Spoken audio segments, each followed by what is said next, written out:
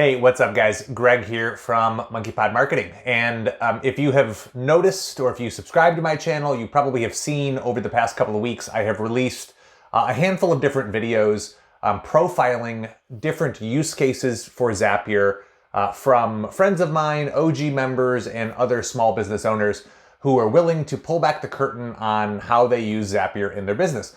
The reason for this series or this theme of videos is because I know how powerful Zapier is, but I also know that people in general can struggle to sort of wrap their heads around it as a solution because it's just so flexible.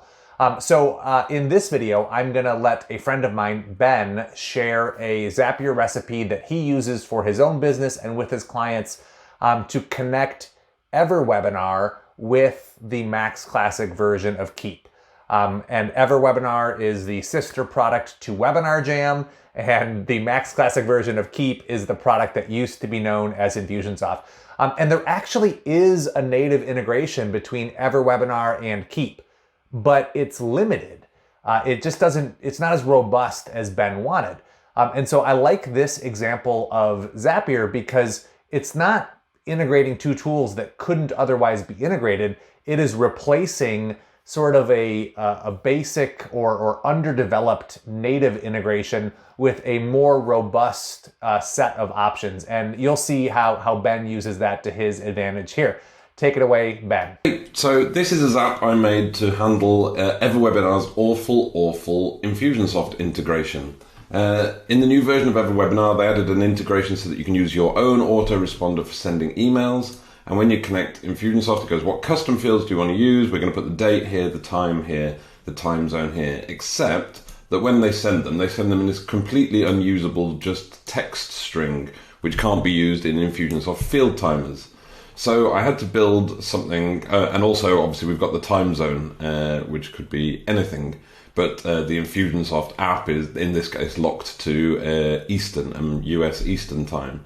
So I came up with this Zap, which when they register for the webinar, it sends a webhook, which has this text, these three text strings in it. And when we catch that, you can see the time. I try and turn that into a string which can be used in field timers in Campaign Builder. So the first thing we did is it's a text action, which takes this text string time zone, uses a regular expression to pull out the last bit, the plus or minus number of hours from GMT. So we end up with GMT plus 14 in this case, because I was testing the weirdest time zone I could find. Then we also will need just from that bit the numerical value, the plus or minus 14. So there's another regular expression here which chops off the plus 14 in this case. We also then need to put those together. So we need to put the date, the month, the day, date, month, year, time, and the time offset, and convert it into a date time string that Infusionsoft can read. So this is how we do it, by converting this string formatted in this way to this string form, but for US time zone, Eastern time zone. So that spits out this. And then the final step is we need to format just the date, because as you know, field timers can operate on a date or they can operate on a date time. And I wanted both of them. So we take the date time string that I've just generated and convert it to just a month, day, year, which spits it out like that.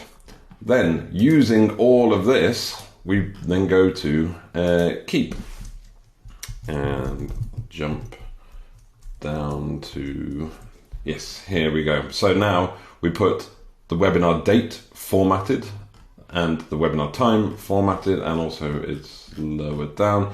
The time zone, I output that because we sometimes want to use that in as a merge field, which then gives us this actually usable date and time string, which can then be used in the campaign builder. I don't know how to end this video. It's incredibly complicated, and Everwebinar should output these actual strings rather than this text. But that's my Zap that solves that problem. Thank you very much.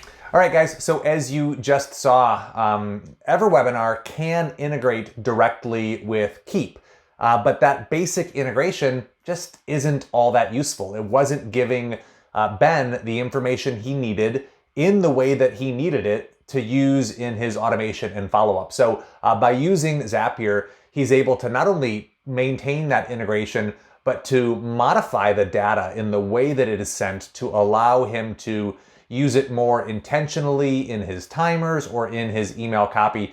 And I just think this is a powerful way to not just connect to tools that may not be able to otherwise communicate, but to enrich the way that they are connected and to modify or improve or enhance the data that is being passed between them. So thanks, Ben, for this. Hopefully this has given you some ideas. If you have an integration you are depending on between two different platforms, and it's just not as capable, as well-rounded as you might like, then I would encourage you to explore Zapier as a possible replacement, because not only can it integrate tools, but it has the capacity in between to modify, change, or format the data that's being transitioned using that Zapier formatter step. So that's it for now. If you found this useful, please feel free to like, subscribe, or drop a comment below, or just share it with someone who it can help. Take care.